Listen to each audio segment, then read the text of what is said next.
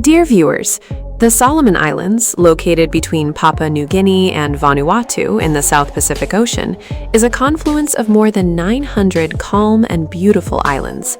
This archipelago is part of a volcanic arc. We will further share the story of the underwater Kavachi volcano located here, where sharks still live today. Despite its natural beauty, this country is counted among the least developed nations in the world. The economy here is quite weak, relying mainly on agriculture, fishing, and forestry, due to which employment opportunities are very limited. Basic infrastructure is also quite backward, where there is a severe shortage of electricity and water. There is a lack of housing for living, and for foreigners, these prove to be quite expensive. Local goods are cheap, but imported modern items are very costly. Internet and communication services are so poor and slow that the local people jokingly call it Wi-Fi hell. Health services here are of a very basic level, and in case of serious illness, patients have to be taken abroad for treatment at a high cost. However, the people here are very friendly and kind, but incidents of crime, especially in the capital, Honiara, remain a matter of concern. Have you ever wondered how the world's most remote Melanesian population can naturally have blonde hair? For decades, outsiders believed that the blonde hair of Solomon Islands children was the result of European colonial mixing, but they were proven completely wrong. Scientists discovered that a unique recessive genetic mutation exists within the TYRP1 gene in 5 to 10% of the people of the Solomon Islands. This mutation is different from European blonde hair and evolved completely independently. This means that these children possess a genetic trait that is not found in any other corner of the world. In childhood, this hair is very bright and often turns brown as they grow up, presenting a wonderful natural beauty without any external influence. This genetic trait is just the beginning of the things that make the Solomon Islands extraordinary. Write the name of your city in the comment box below so that we know you are watching the video, and we can greet you from there. While you swipe a card to buy coffee or pay via phone, the people of the Solomon Islands are still using a currency system today that ancient civilizations would be proud of. Shell money, known as bata, is not just a decoration for tourists. It is a living economic system that governs the most important transactions of their society. In places like Langa Langa Lagoon in Malaita Province, women spend hours breaking, grinding, and drilling holes in red, white, and black shells so that the currency's beautiful strings can be made. Among these, the most precious is the tafulie, which is a set of 10 strings and is considered a symbol of great wealth. But the most interesting thing is that these shells are used as compensation for paying the bride price, buying land, and settling blood feuds between families.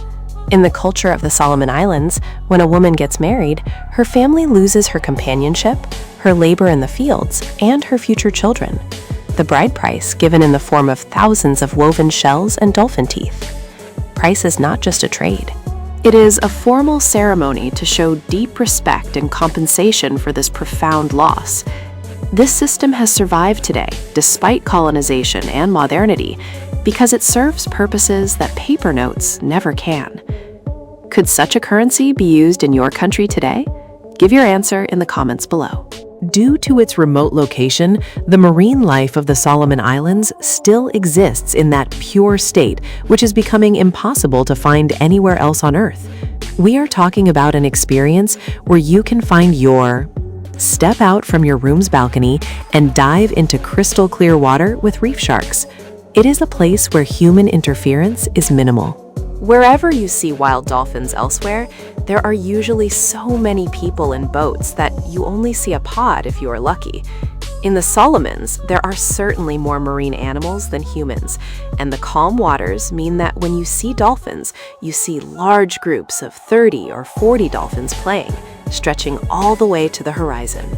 To reach these experiences, you fly from Honiara to Gizo, and then take a boat to islands like Kolombangara, Imagination Island, or Fat Boys Resort. Here, the word resort might mislead you. These are actually dream-like huts built on semi-private islands surrounded by coral reefs, where every evening the colors of the most amazing sunsets scatter across the sky. The food here is locally caught or grown and freshly cooked by the local people, and the highlight of any trip is a meal on a private beach in the Solomon Islands. Style barbecue served on banana leaf plates.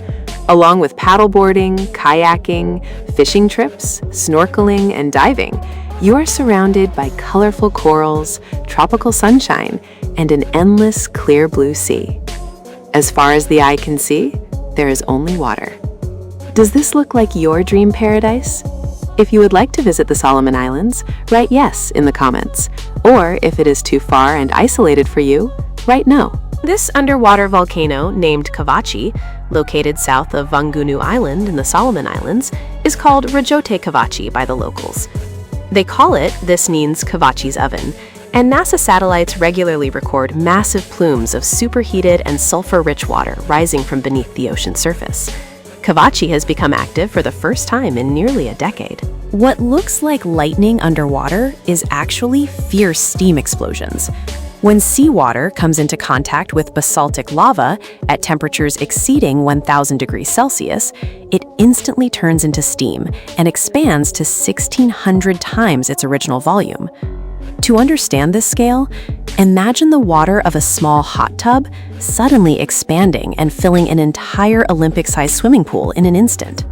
Within this highly acidic and turbulent volcanic crater, life is flourishing. Silky sharks, scalloped hammerheads, and stingrays have made this underwater hell their home. The ocean's strong currents mix the water so rapidly that it doesn't become a toxic zone, creating a unique safe haven for these predators. Trying to take close-up shots with a drone was very risky. There was no way of knowing when the next explosion would happen or where. It felt as if we were playing a dangerous game with Mother Earth. Yet from time to time, everything would come together in a perfectly synchronized way. Forget everything you know about floating markets. While tourists flock to the crowded and commercialized river markets of Southeast Asia, the Solomon Islands operate something that is far more authentic and essential. Because their main highways are the seas and lagoons, villagers row their traditional wooden canoes to create effortless floating markets, wherever boats gather. From these small canoes, families sell their day's catch of fish, crabs, fresh papayas, bananas, and root vegetables. It is a vital network of survival and community trade that happens naturally across the islands every day. Whenever a supply ship arrives or divers' boats anchor in a lagoon, these canoes suddenly appear on the water like a market. This system represents something that we have lost in our modern world. That is, the trade, which is based on immediate necessity, personal relationships, and the rhythm of daily life instead of corporate schedules and profits. In the villages of the Solomon Islands, the kitchen is often outside the house, and its main center is not a stove or microwave. Here is the motu, an earthen oven that turns cooking into an ancient ritual of fire and stone. Cooking under the open sky and amidst the sounds of nature becomes a medium for social interaction. They light a wood fire and heat smooth river stones or volcanic stones until they become scorching hot. Using wooden tongs, they clean the stones by dipping them in water and then place them directly into the pots filled with cabbage, fresh coconut milk, and chicken or fish. The hot stones instantly boil the coconut milk, adding a rich and smoky flavor to the food that no modern appliance can replicate. The aroma rising in the air mixes with the scent of burning wood and the sea breeze, activating all the senses. For large feasts, they use root vegetables like taro and cassava, vegetables with pork in banana leaves, and press them over hot stones to cook slowly for hours. These meals are often prepared for family gatherings or village festivals, where everyone contributes and finally enjoys the feast. This is a connection with the earth, fire, and time that our fast food culture has completely abandoned. In a world of speed and convenience, motu represents patience, tradition, and a deep respect for natural processes that reminds us that food is not just fuel, but culture and heritage. If you travel outside the capital, Honiara, you won't find buses or Uber. Instead, you will find the island's most unique transport, a flatbed truck loaded with goods. Sitting in the back of a truck, shoulder to shoulder with 20 other people, is completely normal here, accompanied by sacks of betel nuts, a screaming pig tied at the back, wooden logs, and baskets of sweet potatoes. As the engine roars, the truck moves forward, and red dust rises behind you. A cloud of dust flies and sticks to your skin while the wind hits your face. The pig screams, someone laughs, and a woman sitting nearby holds her basket with one hand and grips the corner of the truck with the other. This bumpy and dusty journey is the main means of transporting people and goods across the difficult paths of the islands, where paved roads are few and villages are far apart. These trucks are not just transport, but lifelines that connect entire settlements. A small fare gets you a spot to ride, no matter who you are traveling with. This system is how Solomon tells something profound about the culture of the Solomon Islands. That is, the notion that everyone has an equal stake in the journey, whether it be humans, animals, or a pile of produce. There are no first-class or private cabins here. There is only community transport that gives equal importance to all passengers and goods. But the most incredible aspect of Solomon Islands culture is something that challenges our entire understanding of social organization, and it has been hidden in plain sight for thousands of years. Today, 95% of the population here is Christian, and religion plays a major role in daily routine. But they also have a glorious and sometimes terrifying warrior past that commands great respect, known as headhunting. Before the arrival of missionaries, warring tribes believed that by taking an enemy's head, they could capture their soul, mana, spiritual power, and strength. Although Christianity largely ended this practice a century ago, its remnants still lie hidden deep within the jungle, remnants that the earth refuses to forget. In the western province, especially around the Roviana Lagoon, you can still find, hidden in the depths of the forest, hidden skull houses and shrines. In places like Skull Island, ancient shrines dedicated to Rendavon chiefs are adorned with the skulls of revered leaders and their defeated enemies.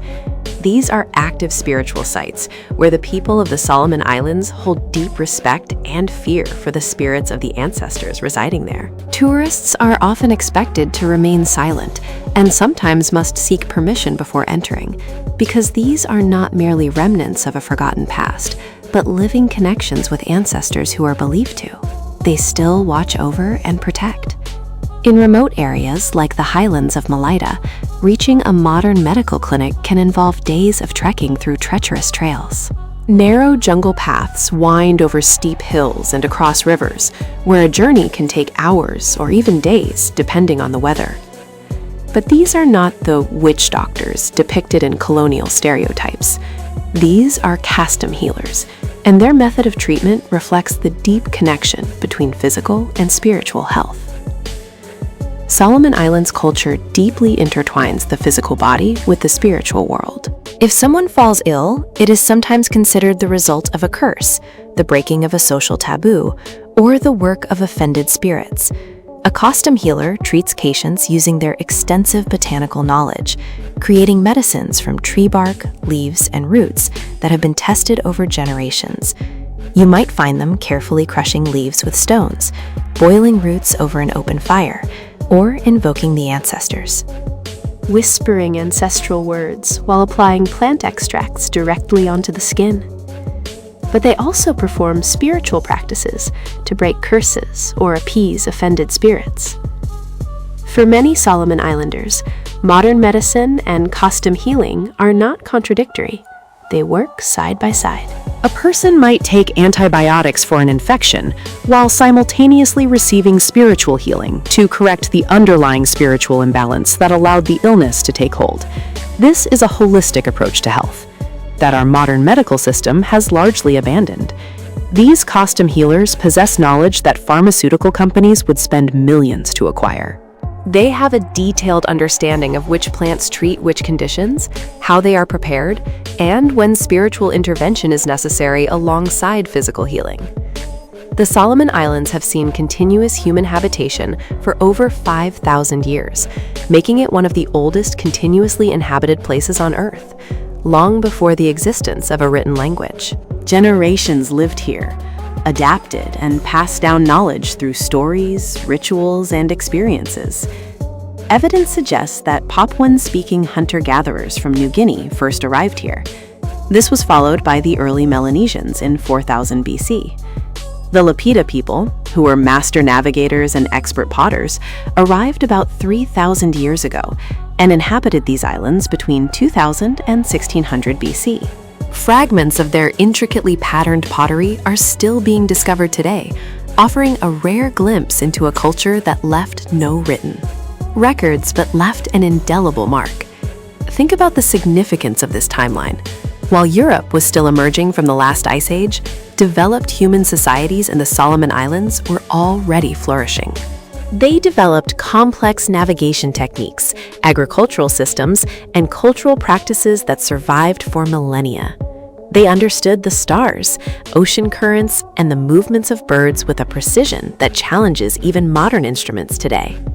These were advanced cultures that pioneered seafaring, sustainable farming, and had solved those problems of social organization that we are still struggling with today. Their knowledge was stored not in books, but in memories, practice, and a deep connection with nature.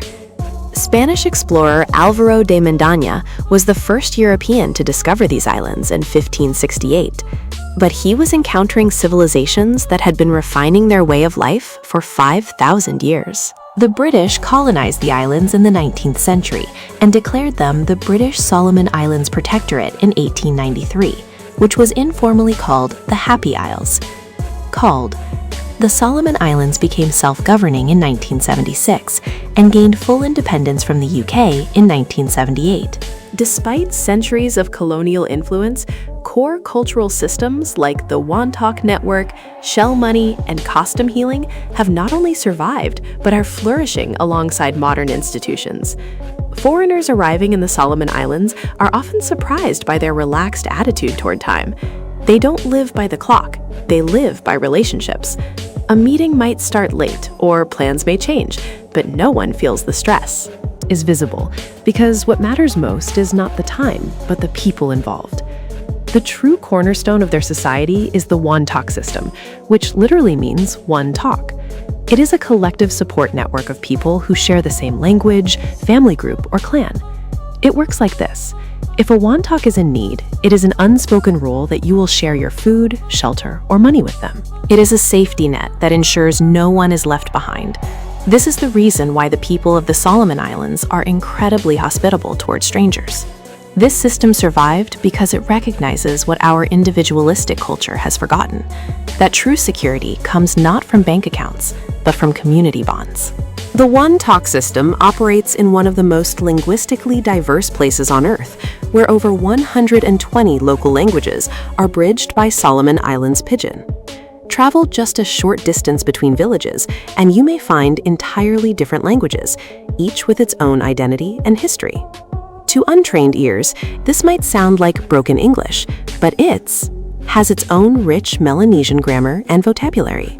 It even carries traces of Spanish from the early European explorers, like saber, which means to know, and corresponds to the Spanish saber. Pidgin is not merely a convenience, it is a living symbol of connection that allows people from different islands and backgrounds to communicate, trade, and maintain the relationships upon which the Wantok system depends. These 12 facts reveal something extraordinary about the Solomon Islands that goes beyond the stereotypes of a tropical paradise. It is a place where ancient wisdom meets modern challenges, where genetic mysteries challenge scientific assumptions, and where economic systems based on shells and relationships prove more resilient than global markets. The Solomon Islands represent what we have lost in the race of globalization, the understanding that human societies can evolve in entirely different ways while solving the fundamental problems of existence, community, and meaning. From the Wantok system that ensures no one is left behind. From the Kastom healers who treat both body and soul, to the artificial islands that expand geography through human ingenuity, every aspect of life in the Solomon Islands challenges our assumptions. But perhaps the most important lesson from the Solomon Islands is that authenticity is not about rejecting modernity. It is about maintaining a connection with the systems, relationships, and knowledge that have sustained human communities for thousands of years. Those Solomon Islanders who uphold the shell money system use smartphones while maintaining the shell money system. Those who practice Christianity while respecting the spirits of their ancestors, and those who welcome tourists while protecting their traditional fishing grounds. They have found a balance that our polarized world desperately needs to understand. Of these 12 facts, which one completely changed your expectations about life in the Solomon Islands? Comment below and let me know what made you question your prior knowledge of remote Pacific cultures. Compelled you to rethink. We are always eager to hear more from you, and don't forget to subscribe and turn on the notification bell so we can meet again in our next video. Thank you so much for spending your time with us today. I hope you enjoyed it. Your support truly means a lot to us. Wishing you all the best for the future. Thanks for watching. If you found this video useful, please like, subscribe, and hit the bell so you don't miss any new videos. See you in the next video.